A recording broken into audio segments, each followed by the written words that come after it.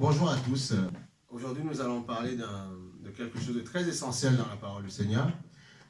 Quelque chose qui parfois ne nous permet pas d'obtenir ce que nous désirons. Le Seigneur nous dit dans le livre de Jacques chapitre 1, il dit ne vous bornez pas à écouter la parole de Dieu, mais mettez-la en pratique. C'est comme un élève qui va à l'école et qui apprend justement un cours, mais qui ne fait pas d'exercice, qui ne révise pas ses leçons.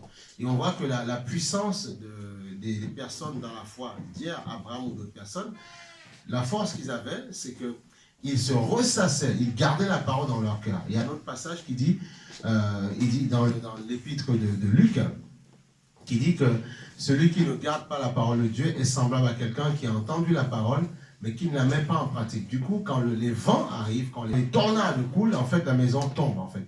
Il est vraiment important, vraiment important de demeurer dans la parole de Dieu, important de garder la parole, de garder ses commandements. Et en gardant les commandements du Seigneur, nous verrons sa gloire. Garder les commandements du Seigneur. Il dit, celui qui garde mes commandements, celui qui conserve, qui ressasse la parole.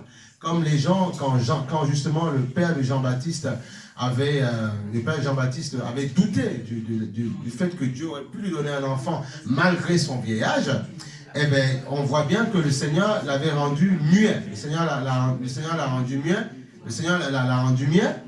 Et parce qu'il a rendu muet, justement, eh bien, quand le Seigneur a fait le miracle, quand il a permis qu'il retrouve la parole, les gens étaient surpris. Mais la parole nous dit qu'il a gardé les commandements dans son cœur. Il a gardé la parole dans son cœur. Et comme il a gardé la parole dans son cœur, ils ont pu voir la gloire de Dieu. Ils se ressassaient. C'est très important d'écouter la parole, mais de se ressasser. Écoutez la parole, gardez la parole dans votre cœur.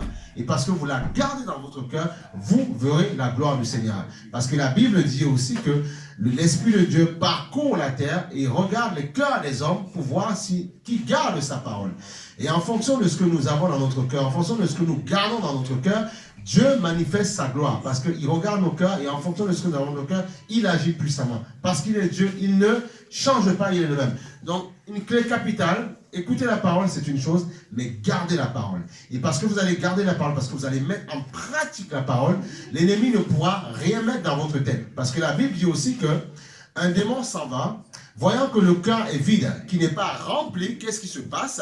Eh bien, Dieu et le diable viennent dans notre cœur et notre situation est pire qu'avant.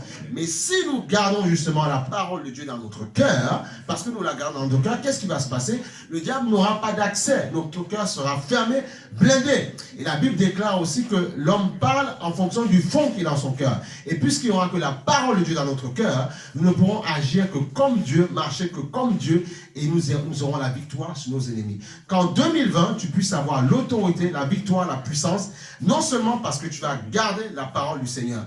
Donc, bats-toi, combat, triomphe dans tes challenges, garde la parole de Dieu et tu auras la victoire parce que Jésus-Christ est vainqueur. Que Dieu vous bénisse et je vous dis à la prochaine fois.